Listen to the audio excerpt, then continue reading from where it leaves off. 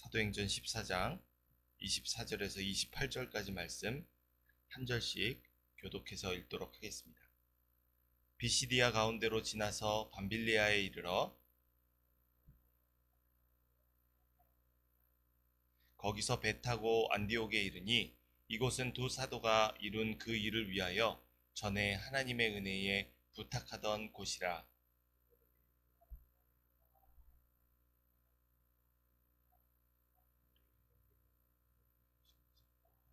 함께 읽겠습니다.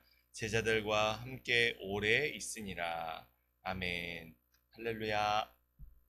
오늘도 말씀과 기도로 새벽을 깨우며 주님과 함께 거룩한 동행을 나서시는 모든 성도 여러분들 가운데 맡기신 사명을 완수하게 하시는 주님의 각별한 은혜가 함께 하시기를 간절히 소원합니다. 오늘 이 본문의 말씀을 통해 하나님만 자랑이 되시는 인생이라는 제목으로 함께 은혜 받고 기도하는 시간 되기를 소원합니다. 오늘 본문의 말씀에서 바울과 바나바는 비시디아 지역을 통과해 밤빌리아 지역으로 내려가서 버가에서 복음을 전하고 항구 도시 아달리아로 내려갑니다. 이 여정에서 등장하는 버가와 아달리아는 처음 이 두 선교사가 복음 전파의 사명을 감당할 때 도착했었던 구브로의 바보에 속한 지역입니다. 아마도 바울과 바나바가 처음 복음을 전하기 시작했을 때 이 두 지역에서 복음을 증거하지 않고 바로 비시디아 안디옥으로 올라갔던 것으로 추정됩니다. 그래서 복음을 전파하며 나아갔던 길에서 돌아오는 길에 25절에서는 바울과 바나바가 이 두 지역 중에서 버가에서 복음을 전했다고 기록하는 그 내용이 처음 등장하고 있습니다. 이렇게 가는 곳마다 빠짐없이 복음을 전하는 사역을 모두 감당할 수 있었던 바울과 바나바는 아달리아 항구에서 안디옥을 향하여 나아가는 배에 탑니다.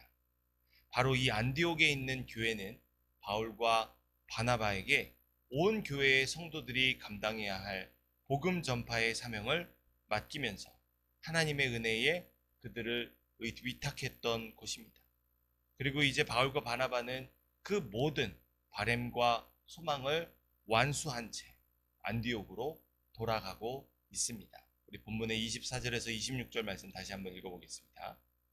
비시디아 가운데로 지나서 밤빌리아에 이르러 말씀을 버가에서 전하고 아달리아로 내려가서 거기서 배 타고 안디옥에 이르니 이곳은 두 사도가 이룬 그 일을 위하여 전에 하나님의 은혜에 부탁하던 곳이라.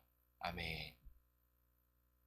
하나님께서 교회를 통해 맡기신 복음 전파의 사명을 감당하기 위해서 바울과 바나바가 한 일이 무엇입니까?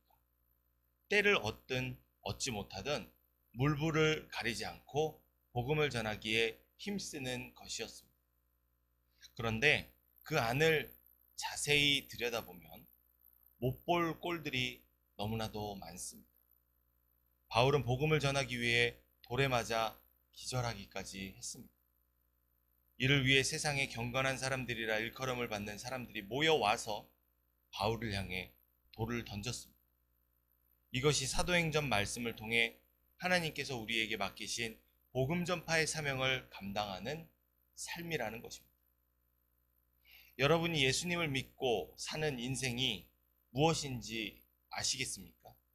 많은 것을 생각할 수 있겠지만 오늘 이 본문이 우리에게 말하는 바, 하나님이 어떻게 일하기 원하시는지 여러분 아시겠습니까?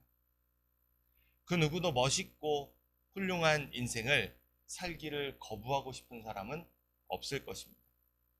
그런데 그의 손에 이름을 새긴 이들에게 하나님께서 그렇게 하지 않으십니다. 우리가 복음 전파의 사명을 가진 예수님이 앞서가신 길을 따라 나서는 그리스도인이라면 예수님이 보여주신 삶을 주목해야 합니다.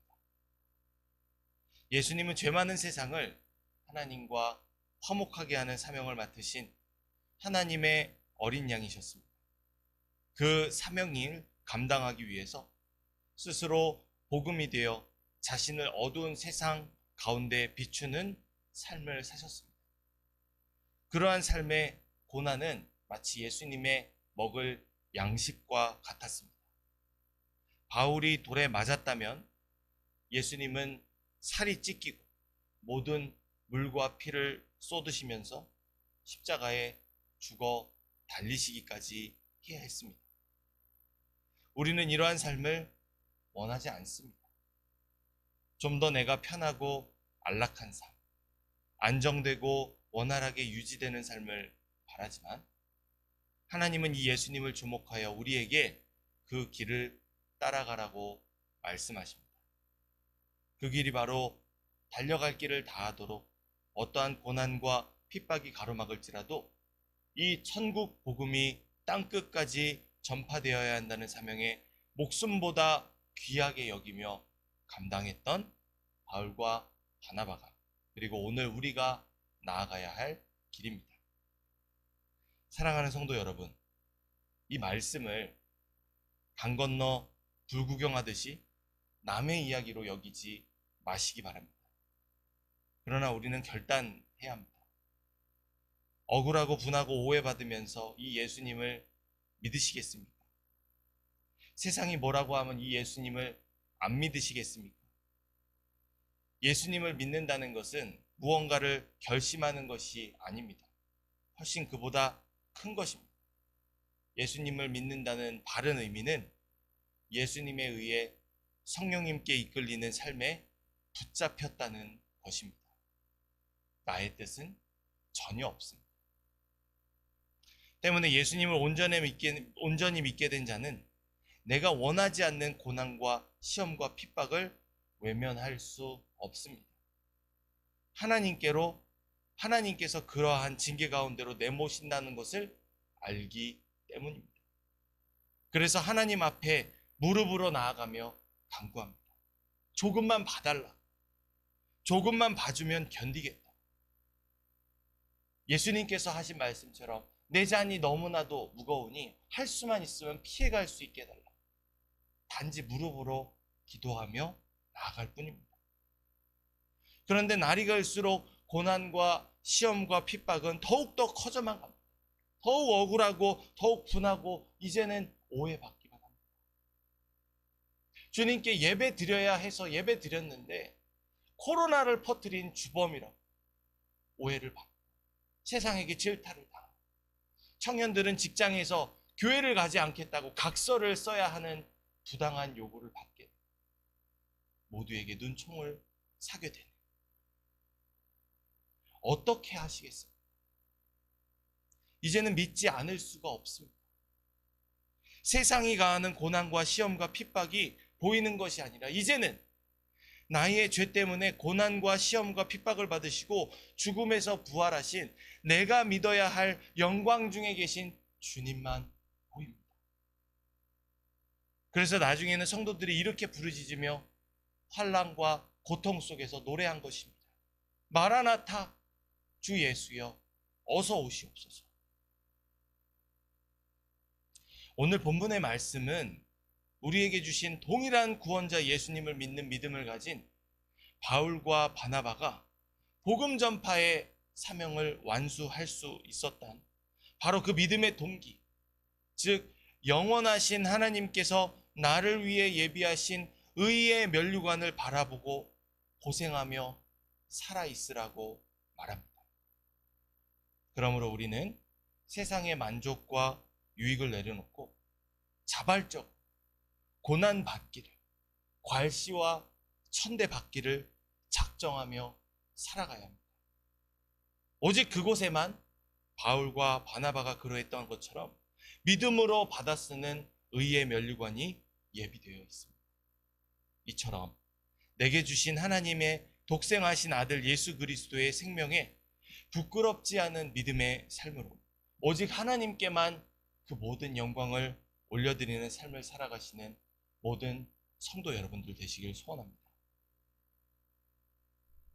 자신들을 파송한 안디옥 교회에 도착하게 된 바울과 바나바는 교회를 모아 하나님의 행하신 일들을 보고합니다. 그들은 자신들의 대단한 업적을 자랑하지 않습니다. 왜냐하면 이들은 구원의 창시자이신 예수님이 행하신 일을 따라서 단지 흉내내고 있는 것이기 때문입니다. 이 모든 영광은 죄 많은 세상을 구원하시기 위해 독생하신 아들마저 아낌없이 내어주신 바로 그 사랑의 하나님께만 올려드려야 하는 영광입니다.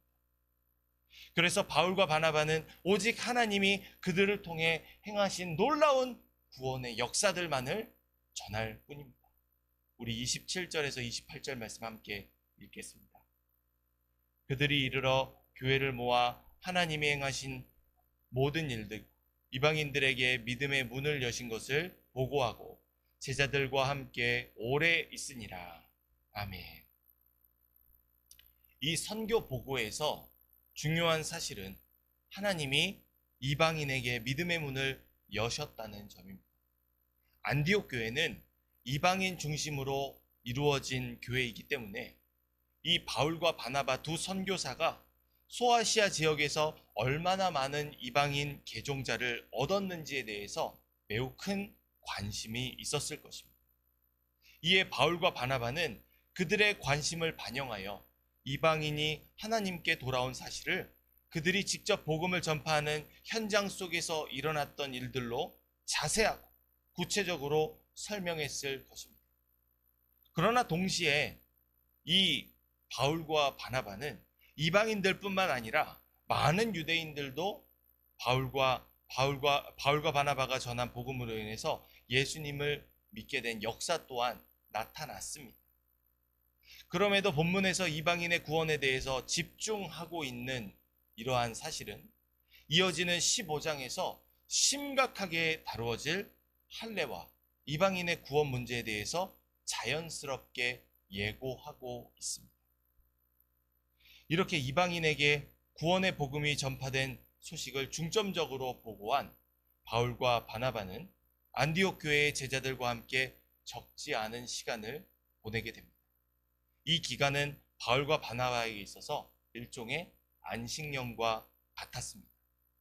사도행전 15장의 기록에 따르면 바울과 바나바는 이 기간 다른 목회자들과 함께 성도들에게 말씀을 가르치며 양육과 복음 전파의 사역을 동시에 감당했습니다. 그리고 바울과 바나바가 안디옥에 머물러 있을 무렵 예수님을 믿는 이방인의 할례 문제로 교회에 큰 논쟁이 일어나게 됩니다. 이어지는 15장 말씀은 이 문제를 핵심적으로 다룹니다. 그런데 만약 이 중대한 문제가 두 선교사가 선교지에 있을 때 발생했다면 그들은 즉시 선교지에서 돌아와야만 했을 것입니다. 그러나 하나님은 바울과 바나바가 안디옥에 머물러 있을 때 이방인의 구원과 할례의 문제가 불거지게 하시는 주권적인 섭리를 행하심으로 문제 해결과 동시에 땅끝까지 전파되어야 할 이 복음 전파 사명에 대해서는 아무런 문제가 발생하지 않도록 섭리해 주십니다. 이처럼 하나님은 이방인 선교 사역에 엄청난 문제와 파장을 일으킬 할례의 문제를 완전하게 해결하게 하신 뒤에 바울과 바나바가 2차 선교 여행을 향해 나아가게 하십니다. 사랑하는 성도 여러분, 하나님께서 맡기신 온전한 복음 전파의 사명을 감당한 바울과 바나바의 그 마음이 어땠을까요? 너무나도 가슴 뭉클하고 하고 싶은 말들이 많지 않았겠습니까? 왜 바울과 바나바가 자랑할 것이 없겠습니까? 그러나 이들은 오직 하나님이 그들을 통해 행하신 놀라운 구원 역사만을 증거할 뿐이었습니다. 심지어 사도 바울은 고린도전서 15장 31절 말씀을 통해 예수 그리스도를 믿는 믿음 안에 있는 자신의 자랑은 단 하나, 날마다 죽는 것이라고 말합니다. 이 말씀 앞에서 우리도 복음의 종 바울이 품은 바로 그 겸손을 배워서 믿음으로 거듭난 우리의 인생을 하나님만이 자랑이 되시게 하는 변화가 일어나기를 소원합니다. 그럼 우리의 하나님께만 영광 돌리는 이 믿음의 삶을 통해서 이 죄 많은 세상 가운데에서도 복음이 더 이상 존재하지 않고 교회가 손가락질 받는, 어디에서도 그리스도인들을 찾아보기 어려운 이 현실 속에서 우리가 친히 하나님의 구원의 복음이 되고, 그곳에서 복음이 전파되어 가정과 교회와 나라가 진리의 터 위에 견고하게 세워지게 되는 은혜가 주님을 예배하며 기도로 하루를 여시는 모든 성도 여러분들을 통해서 이루어지는 은혜가 있기를 간절히 소원합니다. 기도하겠습니다. 자비로우신 아버지 하나님, 오늘 우리를 부르시고 다시금 이 복음 전파의 사명을 맡은 자로서 우리가 가져야 할 마음이 무엇인지, 우리가 자랑해야 할 것이 무엇인지를 되새기게 하여 주심에 감사합니다. 세상에 머물러 살면서 세상에 안주하며 세상의 가치와 세상의 풍조에 우리가 물들지는 않았는지 다시 한번 점검하게 하시고, 우리의 삶의 자랑이 오직 우리를 구원하신 예수 그리스도, 그분을 보내주신 독생하신 아들마저도 아낌없이 내어주시는, 우리를 사랑하시되 끝까지 사랑하신 하나님만이 우리의 자랑이 되게 하여 주옵소서. 그런 우리의 삶으로 이 어두운 세상 가운데 진리의 빛이 환하게 비춰지게 하시고, 진리의 반석 위에 우리의 가정과 교회와 나라가 세워지게 되는 아버지 하나님께서 이 황폐한 땅에 복음의 역사로 세워주신 그 역동적인 성령의 역사가 오늘 우리를 통해서 다시금 풍성하게 일어나게 하여 주옵소서. 능히 이루실 이러한 일들을 주님께서 행하여 주실 줄 믿사오며, 성령 충만의 은총으로 우리에게 베풀어 주실 그 한량없는 은혜를 기대하며 나아가오니, 자비로우신 아버지 하나님, 우리의 삶을 통해 홀로 영광받아 주시옵소서. 이 모든 일들을 이루실 주님을 찬양하오며 모든 말씀 살아계신 우리 구주 예수 그리스도 이름으로 기도합니다. 아멘.